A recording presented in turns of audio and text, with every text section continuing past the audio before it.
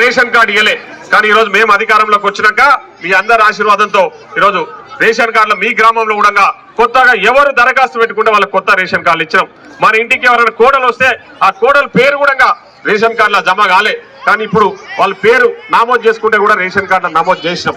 అట్లా కొత్తగా రేషన్ కార్డులు ఇచ్చినాం. సన్న బియ్యం ఇస్తున్నాం. మీ గ్రామంలో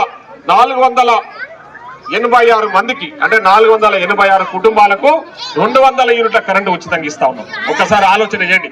ఇది టీఆర్ఎస్ వాళ్ళు ఇచ్చిర్రా, వాళ్ళ అధికారంలో ఉన్నప్పుడు సన్న బియ్యం ఇచ్చిర్రా, రేషన్ కార్డులు ఇచ్చిర్రా, ఇందిరమ్మ ఇండ్లు ఇచ్చిర్రా. మేము అప్పులున్నా అప్పులకు మిత్తి అసలు కట్టుకుంటూ ఈ వచ్చిన 2 ఏళ్లలో 486 కుటుంబాలకు 200 యూనిట్లు కరెంటు ఉచితంగా ప్రభుత్వం ఇస్తా ఉంది. గతంలో మీకు తెలుసు నెల అయిందంటే చాలు కరెంటు బిల్లు కట్టడానికే, కరెంటు బిల్లు కట్టకపోతే ఇంటికి వచ్చి కరెంటు కట్ చేసే పరిస్థితులు ఉండే. కానీ ఇప్పుడు మీరు బాగా చెప్తాగా మీ ఇంటికి ఎవరు వస్తలేరు. అక్కడ చైన్లకు కరెంటు ఉచితంగా ఇస్తున్నాము, ఇక్కడ ఇండ్లకు కరెంటు ఉచితంగా ఇస్తున్నాం, అక్కడ బస్సులో ఉచితంగా ప్రయాణం కల్పిస్తున్నాం, సన్న బియ్యం ఇస్తున్నాము, రేషన్ కార్డులు ఇచ్చినాం, ఇందిరమ్మ ఇండ్లు ఇచ్చినాం. ఇన్ని అప్పులున్నా ఇన్ని చేసుకుంటూ ముందుకు పోతా ఉన్నామంటే ఒక్కసారి ఆలోచన చేయండి. ఈరోజు మీకు ఇచ్చిన మాట ప్రకారం ఒక్కొక్కటి నెరవేర్చుకుంటూ ముందుకు పోతున్నాం. ఇంకా 1, 6 మిగిలిపోయినాయి, అవి కూడా చేసి తీరుతాం. ఎక్కడికి పోయేది లేదు. ఈరోజు మీ గ్రామానికి సంబంధించి పక్కనే 46 కోట్లతోన ఒక ఐటీఐ కాలేజీ కట్టిస్తున్నాం. మొన్ననే శాంక్షన్ అయింది, మీకు తెలుసు.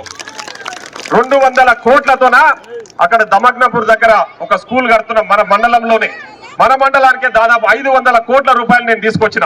110 కోట్లతోన కురుమూర్తి దగ్గర మీకు తెలుసు రోడ్డు వేపిస్తున్న. పైకి చాలా మంది ముసలోళ్ళు కురుమూర్తి స్వామి దర్శనానికి పైకి ఎక్కలేక ఇబ్బందులు పడుతున్నారు. వచ్చే జాతర నాటికి ఆ రోడ్డు పూర్తి చేస్తా అని మాటిస్తా ఉన్నా నేను. ఎందుకంటే పనులు నడుస్తా ఉన్నాయి. మీరు వచ్చే జాతరకు కురుమూర్తికి మనం వేసిన కొత్త రోడ్లనే మీరు పైకి పోవచ్చు, స్వామివారిని దర్శనం చేసుకోవచ్చు. అదే కాకుండా దేవరకద్రాలు ఈరోజు హాస్పిటల్ కట్టిస్తున్నాం. 100 పడకల ఆసుపత్రి. ఇంకొక సంవత్సరం లోపు హాస్పిటల్ పూర్తవుతుంది. మన పిల్లలు ఎడమ చదువుకోవాలంటే డిగ్రీ చదవడానికి పట్నమో పాలమూరు పోవాలి. నేను దేవరకద్రకు డిగ్రీ కాలేజ్ తీసుకొచ్చిన. మీరు ఎక్కడ పోవాల్సిన అవసరం లేదు. మన పిల్లలు ఇంటర్మీడియట్ చదువుకుంటే డిగ్రీ దేవరకద్రలో చదువుకోవడానికి ఏర్పాటు చేస్తున్నా.